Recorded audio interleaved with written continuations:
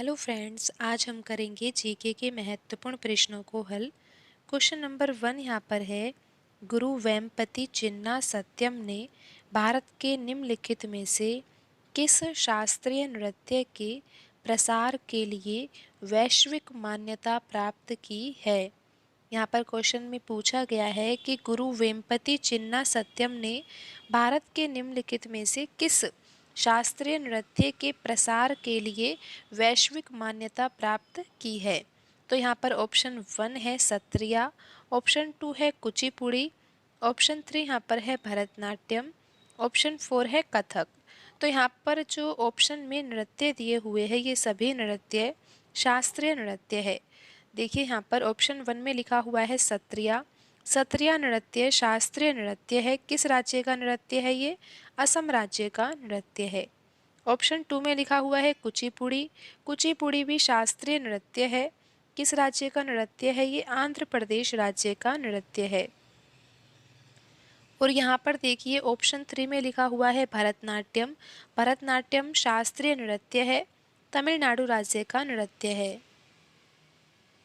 Option 4 में लिखा हुआ है कथक। कथक शास्त्रीय नृत्य है, यूपी राज्य का नृत्य है। पूछा गया है कि गुरु वेम्पति चिन्ना सत्यम ने भारत के निम्नलिखित में से किस शास्त्रीय नृत्य के प्रसार के लिए वैश्विक मान्यता प्राप्त की है। तो यहाँ पर सही आंसर है ऑप्शन 2 कुचिपुड़ी शास्त्रीय नृत्य। अब हम बढ़ते हैं अगले प्रश्न की ओर। अगला प्रश्न है यहाँ पर क्वेश्चन नंबर 2। प्रश्न में पूछा गया है कि दादा भाई नौरोजी ने ईस्ट इंडिया कंपनी एसोसिएशन की स्थापना कहाँ की थी। दादा भाई नौरोजी ने ईस्ट इंडिया कंपनी एसोसिएशन की स्थापना कहाँ की थी। तो यहाँ पर सही आंसर होगा ऑप्शन 3 लंदन। लंदन में दादा भाई नौरोजी ने ईस्ट इंडिया कंपनी एसोसिएशन की स्थापना की थी। अब हम बढ़ते हैं अगले प्रश्न की ओर। अगला प्रश्न है यहाँ पर क्वेश्चन नंबर 3। प्रश्न में पूछा गया है कि केलुचरण महापात्र को किस शास्त्रीय नृत्य के लिए पद्म भूषण से सम्मानित किया गया है। केलुचरण महापात्र को किस शास्त्रीय नृत्य के लिए पद्म भूषण से सम्मानित किया गया है। तो यहाँ पर ऑप्शन 1 है Odissi, option 2 Bharatanatyam, option 3 Kathak, option 4 Kuchipudi. आपको पता है कि ओडिसी जो है वो शास्त्रीय नृत्य है। किस राज्य का नृत्य है ये? उड़ीसा राज्य का नृत्य है। ऑप्शन 2 में लिखा हुआ है भरतनाट्यम। भरतनाट्यम शास्त्रीय नृत्य है, आपको पता है ये तमिलनाडु राज्य का नृत्य है। ऑप्शन 3 में लिखा हुआ है कथक। कथक शास्त्रीय नृत्य है, यूपी राज्य का नृत्य है। ऑप्शन 4 में लिखा हुआ है कुचिपुड़ी। कुचिपुड़ी शास्त्रीय नृत्य है। किस राज्य का नृत्य है ये? आंध्र प्रदेश राज्य का नृत्य है। अब प्रश्न में ये पूछा गया है कि केलुचरण महापात्र को किस शास्त्रीय नृत्य के लिए पद्म भूषण से सम्मानित किया गया है। तो यहाँ पर सही आंसर होगा ऑप्शन 1 ओडिसी। ओडिसी शास्त्रीय नृत्य के लिए केलुचरण महापात्र को पद्म भूषण से सम्मानित किया गया है। अब हम बढ़ते हैं अगले प्रश्न की ओर। अगला प्रश्न है यहाँ पर क्वेश्चन नंबर 4। प्रश्न में ऐसा पूछा गया है कि उपराष्ट्रपति का पद किस देश के संविधान से लिया गया है। उपराष्ट्रपति का पद किस देश के संविधान से लिया गया है। तो यहाँ पर सही आंसर है ऑप्शन 3 यूएस।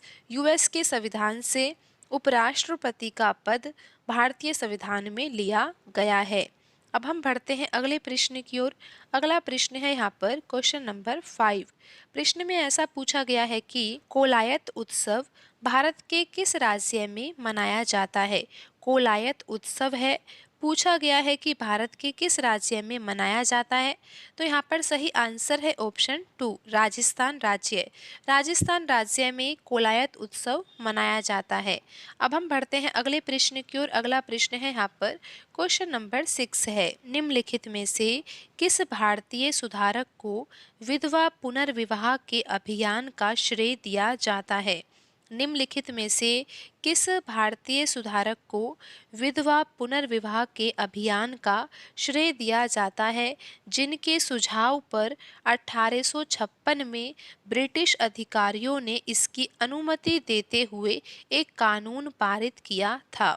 यहाँ पर सही आंसर है ऑप्शन 3 ईश्वर चंद्र विद्यासागर। अब हम बढ़ते हैं अगले प्रश्न की ओर। अगला प्रश्न है यहाँ पर क्वेश्चन नंबर 7।